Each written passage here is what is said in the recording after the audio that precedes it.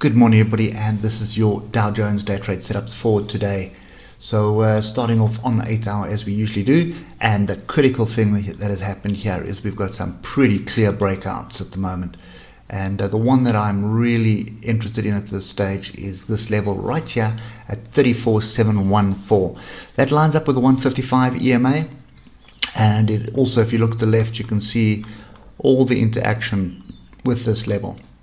I'd actually argue that it's a zone rather than a level, because there is another level just above it. You can see how that lines up with a lot of price action, and that's the level we closed above. So putting us all together, we have the jobs number coming out today. We also have a diagonal here, which could be, is it a retest of the break, or alternatively, just looking for a profit taking area, then we're going to look to break above that level. I think for me personally at the moment, this swing high up here, that's the one we are looking for. So if we can get above this area here at 35, let's just call it 35,100, you have a massive measured move here. And my block is gone, but from the bottom there to the top, that's the first leg, and then down, second leg, double bottom. So if we break above that, you're looking at a move, if we can get it, of something like that, which will put us into new all-time highs. So that would take us to 36,500 area. So that's the main level, in my view anyway, that we need to pay attention to, is this little range bar here at 35,087. So 35,100, you get a daily close or sort of a double 8 hour bar close above that, then you are well on your way. Then basically we have a pretty clear trend reversal potential range breakout as well, and that should give us an opportunity to look for some fairly decent trades. So remember jobs number today, so pretty much it's sit on hands until the job number comes out.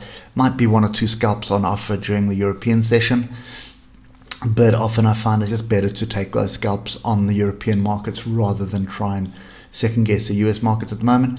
And what I would expect is we more than likely just stay in between these levels here, so between 35,087 and 34,714. If we do drop below 34,714, I wouldn't be too worried about it, because you're probably going to be held up down here at 34,497, and on the 3 hour that starts coming to test the 155 breakout, which normally happens. I mean, it's a high probability that it comes back to the moving averages to test it.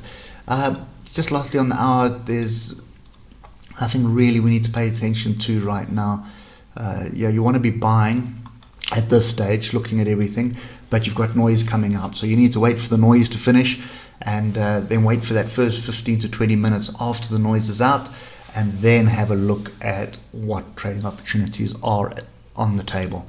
So for me at the moment, it's really, it's either way. We could come back and test the high of yesterday and then drift lower, so we could make a wider range, or alternatively, it's been a move down, one leg up, it could be another leg down to come down into this zone somewhere around here to test things. I don't know if that's going to happen, because this was a pretty solid green bar. So there's been 2 solid green bars in a row. Looking at the DAX closed on its high, and in fact I think the DAX closed up 1.85% yesterday.